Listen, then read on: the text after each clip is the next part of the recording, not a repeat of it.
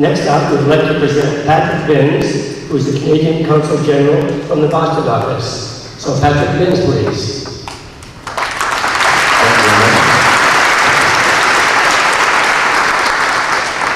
Thank you, Mr. Mayor and members of Council, ladies and gentlemen, residents of South Portland and interested parties.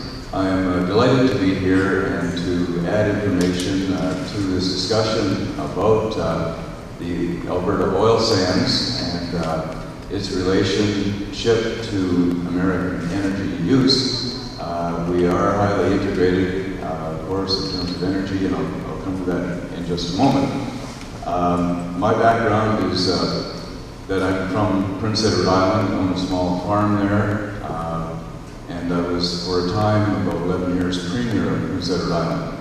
In that time I came to Maine quite often to meet with your governors, elected representatives, and also relative to our farm. So I know we have an integrated economy. It was always interesting and a lot of fun to do business here in Maine, as it continues to be for Canadians. I will tell you that around my farm, there's a lot of blueberry land, and a lot of those blueberries, in fact, are purchased by Wyman's, a big blueberry company here in Maine, and so our berries are processed in the state of Maine. Also, if you've ever gone to Prince Edward Island, you may have gone to a campground that we go to often, called Twin Shores, and it's probably the most wonderful family campground I've ever been to, and it's owned by Mainers, and another example of that relationship between our two countries. We are certainly business partners and friends and allies for many, many years. Canada buys about, I'll put it this way, about 30% of Maine's exports actually are sold to Canada. And in turn, yes, Canada sells Maine a lot of products as well, particularly energy products.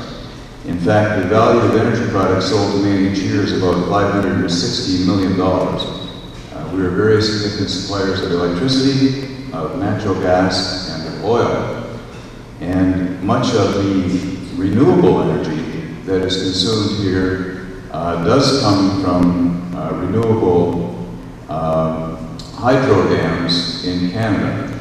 It's quite possible that the lights in this auditorium could be generated from hydro power from Canada. Hydropower in general is a non-greenhouse gas emitting. It's safe, reliable, and by many comparisons inexpensive. Canada is also very much in the renewable energy business. Many of you would know that.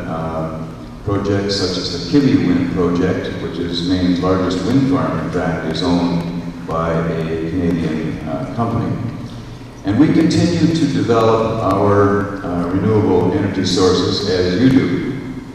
And we know that in Canada, we know very well that even with all of the alternatives, the energy alternatives that we have and we continue to develop as part of our energy mix, that we will continue to need oil for decades.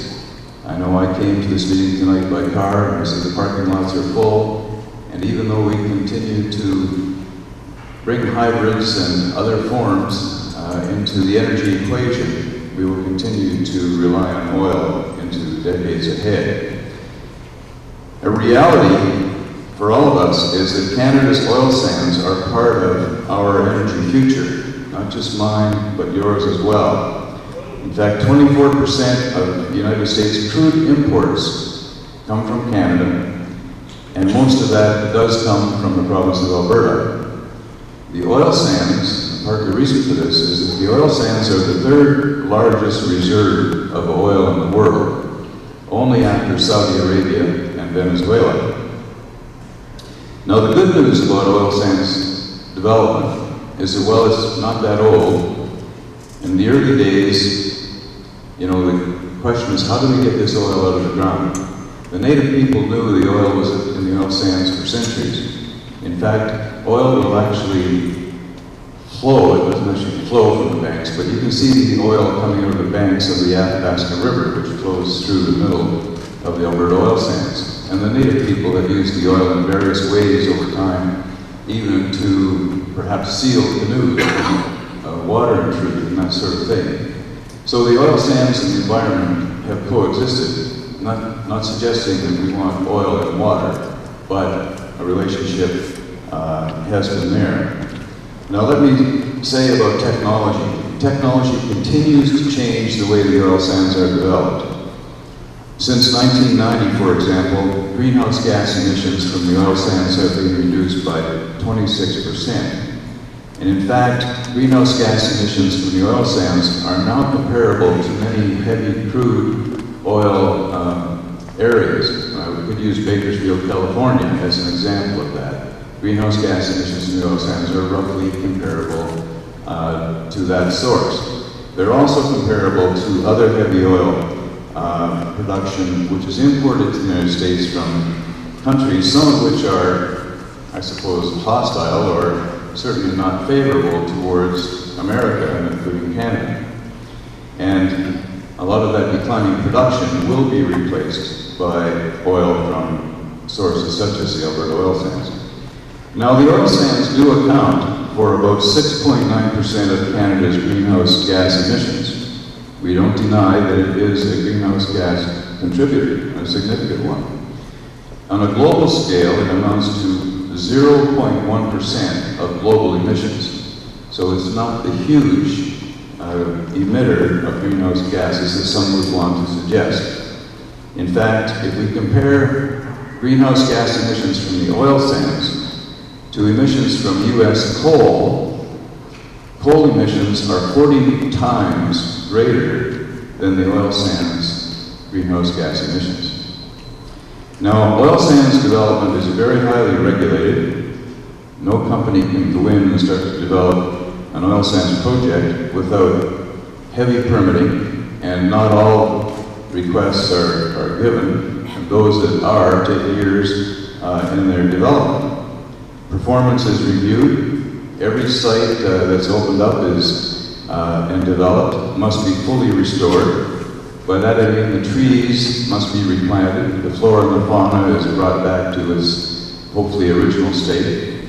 Wildlife, I've been on sites that have been restored, and the wildlife come back. These sites are completely redeveloped. They cannot be started if they're not in fact returned to the original state over a time period. Now, open pits, you've seen open pits in the display here a moment ago. And yes, in the early days, almost all of the oil sands development was open pit mining. But that in fact is changing very rapidly because of technology. And today, what's used primarily is what they call in situ development. What happens now is that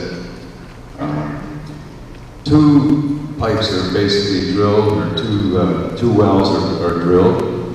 The first well is used to pipe down steam into the oil sands area. The steam releases the oil from the sand, and that's what the bitumen is. It's sand and oil together. Well, the steam releases the oil from the sand, and then the other well I talked about is used to pump the oil out.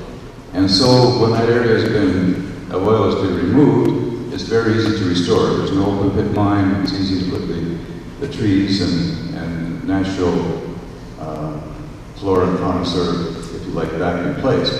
So the technology is changing very fast. The greenhouse gas issue is being dealt with, and as pointed out, is comparable to many other heavy crude sources that are being used. Now let me just speak briefly to the issue of pipeline safety. Oil is being moved from the Alberta oil sands in a highly regulated fashion for over 30 years.